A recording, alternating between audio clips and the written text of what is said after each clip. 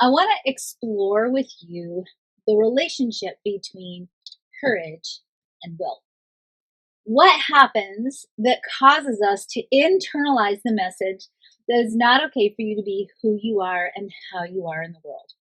When we internalize that message on any level, consciously or unconsciously, it causes us to tell a narrative that really doesn't speak to the true story of who you really are. And we oftentimes then begin to make choices from a personal narrative, a story, an identity, if you will, that really isn't aligned with our authentic self. And it causes us ultimately to compromise on our energy. It causes us ultimately to compromise on our health and wellness, on our physical well being. It can cause us to compromise on our financial well being. It causes us to not really show up in our relationships the way we want to show up in our relationships. It impacts even our life purpose and our career path. And so oftentimes I find in the last 35 years of coaching people that, if you feel like you're struggling to really activate a potential that you feel and know is true inside of you, but you can't really figure out how to activate it. Like, you're here for a reason, for example, and you can't quite figure out, how do I live that? If you know you're here to be supported and to be abundant, but you can't quite tap into that. If you know you're here to be in relationship with people who really see you and get you, and you have this longing for it, and you can't quite activate it, oftentimes the thing that's keeping us short is the fact that we learn to cultivate what I like to call protective identities, alternate identities, if you will, from your authentic self, that we create consciously and unconsciously as a way of keeping the vulnerability and the lack of safety sometimes that we feel for our authentic self protected. If you've been watching me or you've been listening to anything that I've taught in the last few years, you know that a lot of what I talk about is getting to the root of the root pain, getting to the underneath of the underneath reason of why perhaps you're holding yourself back. One of the things you might have heard me talk about is the resiliency key. So if I take a human design chart and I spin it up into a blender and I take all those archetypes, type, lines of the profiles, your centers, the gates of your chart, the circuits of your chart, if I take all the parts of the human design story and spin it up into a blender, basically what I come out with is 9 core major parts, keys, if you will, core archetypes that need to be functioning at a high level in order for you to maximize the potential of your chart.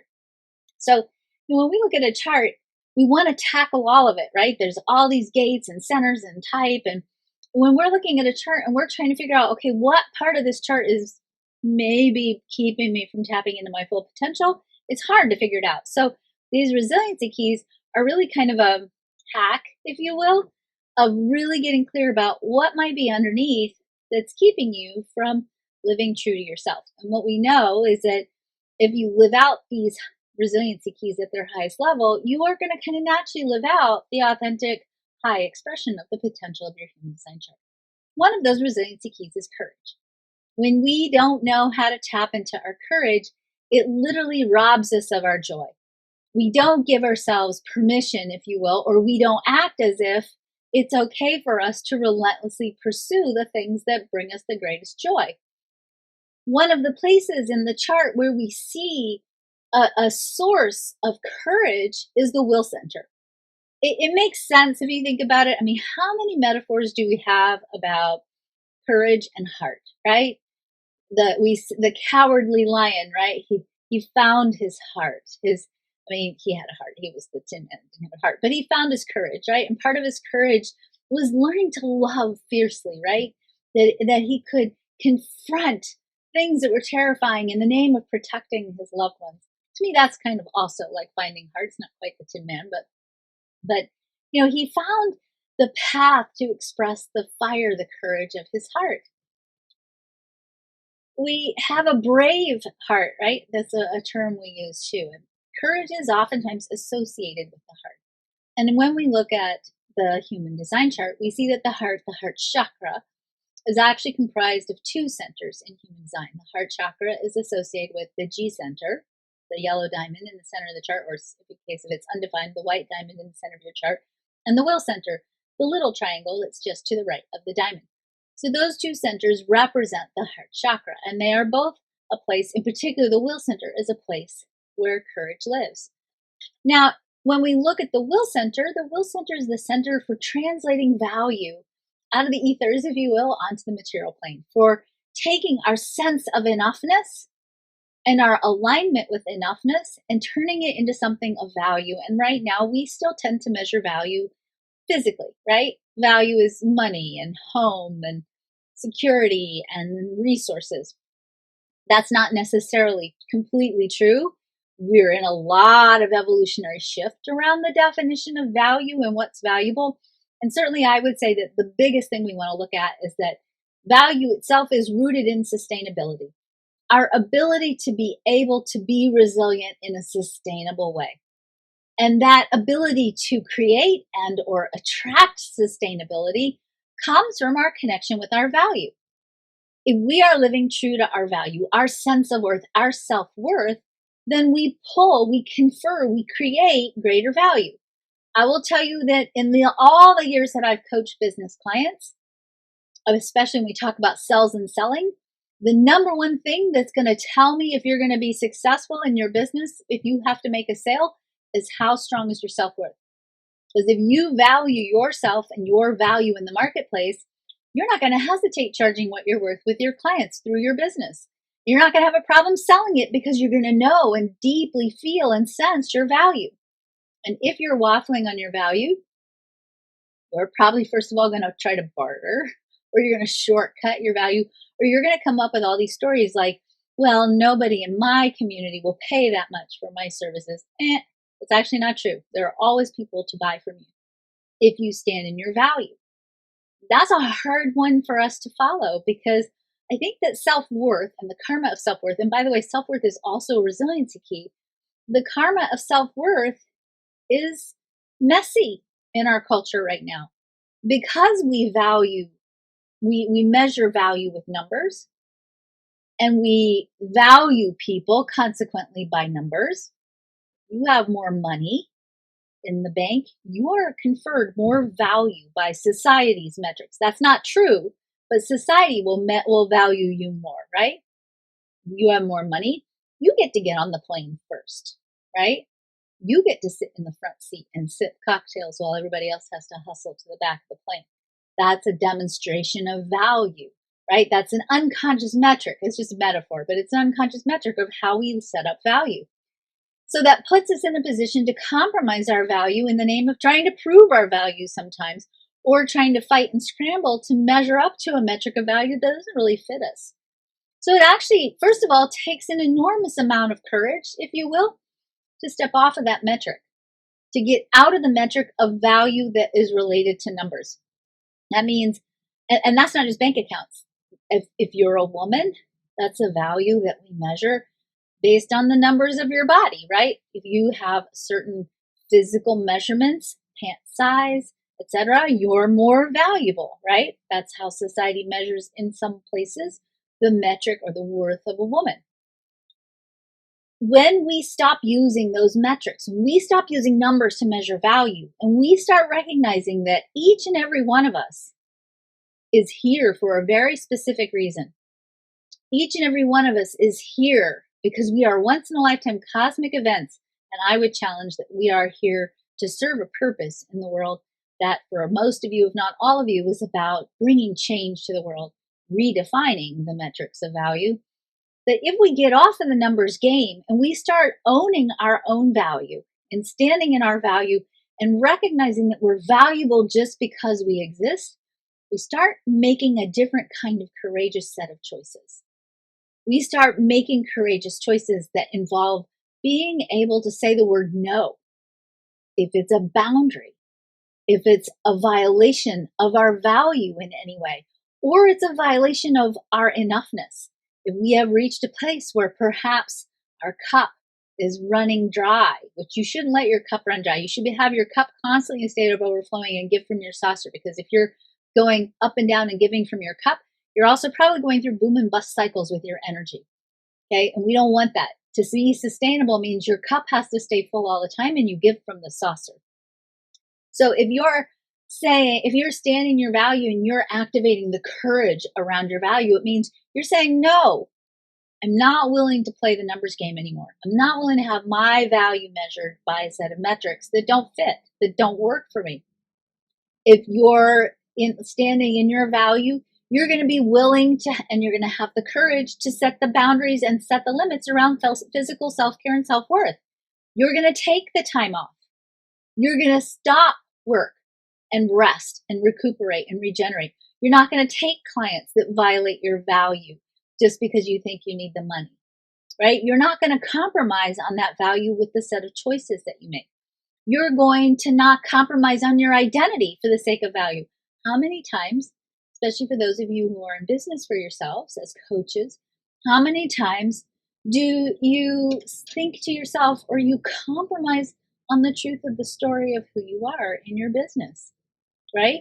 You start to think, oh, I can't be myself in the marketplace. I have to pretend to be somebody else. This is why we all hate sales so much.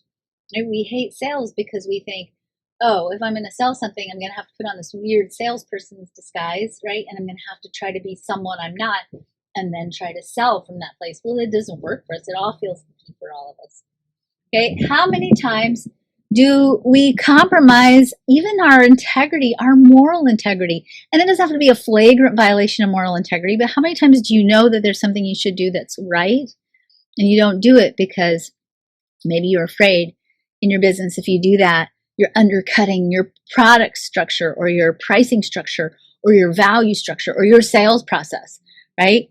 So that courage piece is about really standing strongly in your identity and staying true to your identity and not violating that identity and taking those bold steps necessary to really defend and protect your identity.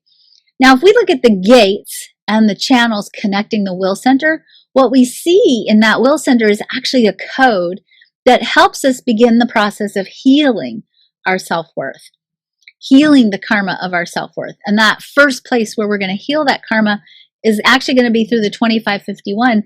And that's that place where actually we begin to realize that we have to die to the old story of who we are. That old story that says, I'm not enough.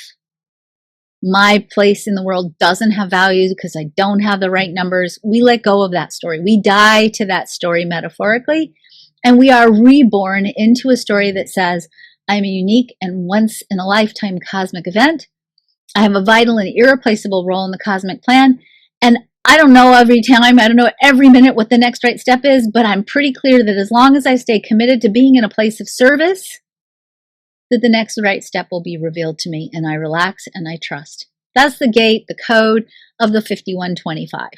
That gate and that code says, when you let go and you surrender to source, you surrender to your higher purpose in your place of service, all the details get handled. The gate 21, which is the gate of self-regulation, the gate 21 says, I regulate myself on the inner and outer plane.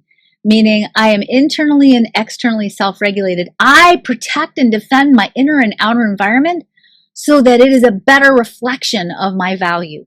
I take care of myself and do the things necessary to take care of the inside environment and the external environment so that my value and my identity are strong, grounded, and protected and defended.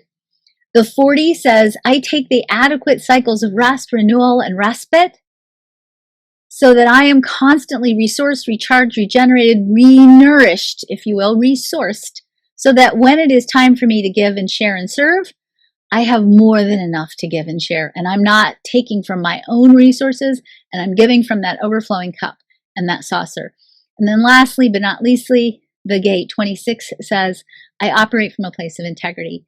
I take care of my physical integrity, my resource integrity, my identity integrity, my moral integrity, my energetic integrity, and I create and give value and truth to the world from a place of alignment with my authentic self. So it takes a lot of courage to do these pieces. It takes a lot of courage to stand in the idea that you are so precious that you're worthy of being taken care of. And when you do that, when you take that stand, then you occupy an energy field, a prayer field, if you will, of enoughness.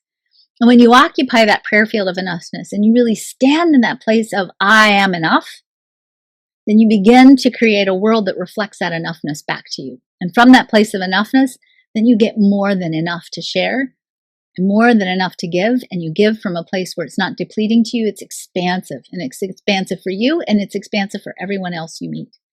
That's the nature of true courage, is being willing to stand in that place of enoughness and operate as if you are fully supported, you are inherently precious and valuable, you are a once-in-a-lifetime cosmic event, that you have a unique and vital and irreplaceable role to play in the world, and that you're not going to settle for anything less than that. That's how I really envision life for you. And that is my prayer for you today. My hope for you today is that you can really activate that story as part of your reality and stand in that place of value. Because here's the deal.